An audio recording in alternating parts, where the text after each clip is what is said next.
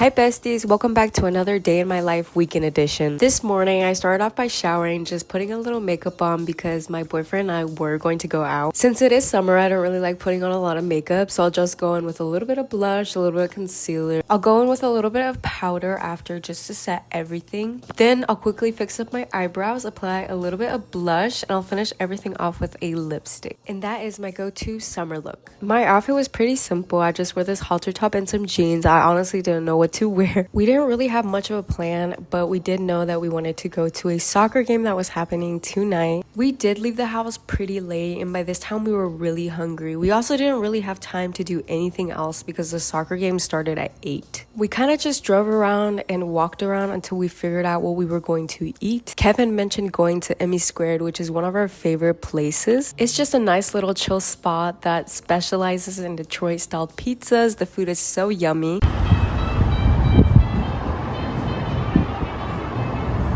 We love sitting in the back patio, but since it had rained, we couldn't really sit outside.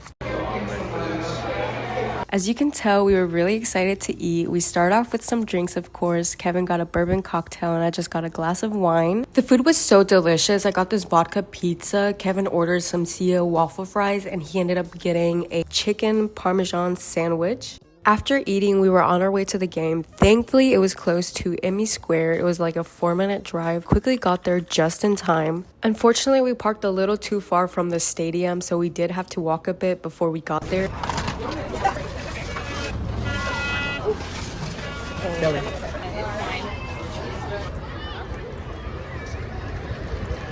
Once we made it through the gates and security, Kevin really wanted to get a jersey to wear during the game, so we stopped in one of the stores. He ended up going with this purple jersey since it is the Louisville colors. He was really excited to put it on, and as soon as he did, we were on our way to our seats. The weather was so beautiful. It felt so good outside. It had rained a little bit before, and we were actually really nervous it was going to rain during the game, but thankfully it did not. The game had already started, so we were quickly rushing to go to our seats.